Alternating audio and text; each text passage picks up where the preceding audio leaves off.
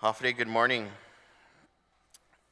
Thank you all for being here. The Committee on Infrastructure, Economic Development, Simon Sanchez High School, Disability Services, Self-Determination and Historic Preservation, Housing, Public Accountability, and Guam Build-Up will now convene this public hearing. Today is Tuesday, March 14, 2023, and it is currently 9 a.m. for the record. And in accordance with open government law, public notices were disseminated to all Senator stakeholders and Guam Daily Post on Tuesday, March 7, 2023, and again on Sunday, March 12, 2023. Notice for today's hearing was also available on the Guam Legislature's website and the Government of Guam Public Notice portal. I would like to acknowledge my colleagues, Senator Will Parkinson and Senator Thomas Fisher. Good morning. Good morning. Thank you guys for joining me today and for being here. Before we proceed with this hearing, the Guam Legislature has general rules of conduct that must be followed. General rules of conduct, all must abide by these rules and conduct of quality assurance and standards. Individuals testifying shall be recognized by the chair before speaking and shall state their name for the record for record-keeping purposes. Questions and testimony shall be confined to the substance and nature of the agenda. Personal interference as to the character or motive of any senator or any individual testifying is not permitted. Individuals speaking shall only use respectful and professional language and conduct.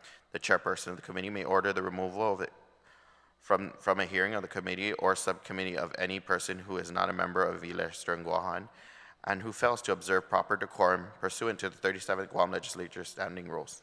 Any violations of this rule or of conduct will result in the removal from the hearing by myself, the host. And I yield to my colleague, Senator Will Parkinson. Thank you, Mr. Chair. I'd like to begin by stating that Bill 65 is just one out of 6 bills that I've introduced that seeks to remove inactive boards and commissions.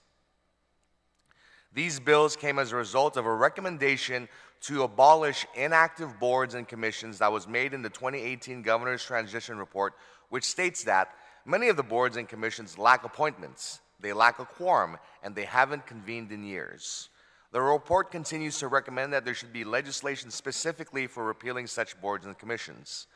Bill 65 specifically is relative to removing the Guam Multipurpose Community Stadium Complex Commission, which was created in 2017 with the goal of standing up a stadium to host various events for our island's tourists and visitors.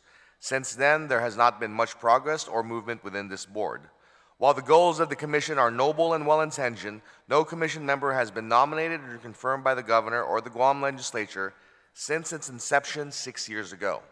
I think now is the time to determine whether this commission will be defunct or the commission language be amended, given that the commission does have funding from the legislature.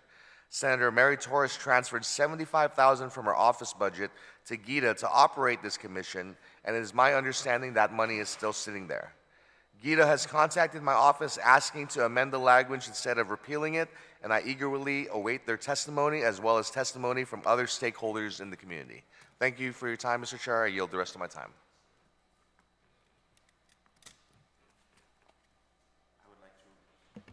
I would like to recognize Senator Telo Taigui for joining us this morning. Given that there's no person to testify, I guess we will conclude. We can open the floor to our other colleagues here. Senator Thomas Fisher, you're recognized. No, thank you very much, Mr. Chair. I have nothing to say. Senator Tello, you're recognized. Thank you, Mr. Chair, and good morning to the author of this legislation and to my good colleague, Mr. Fisher here, Attorney Fisher. Mr. Chair, I'm very disappointed we don't have anyone from GITA here. I know I'm a little bit late. I thought I would catch it when they're going to testify, but did they provide any kind of testimony for us? None that I have, ma'am. Okay, so I hope before we move on, some of the questions I had were what happened to the $75,000 that was appropriated in the 32nd, was it? Or 33rd Guam Legislature to create this commission. Is this something that, have they ever met? You know, do they plan on in the future moving forward with something like this? And was this a request from GITA to start cleaning their books? Because I truly believe in cleaning our books.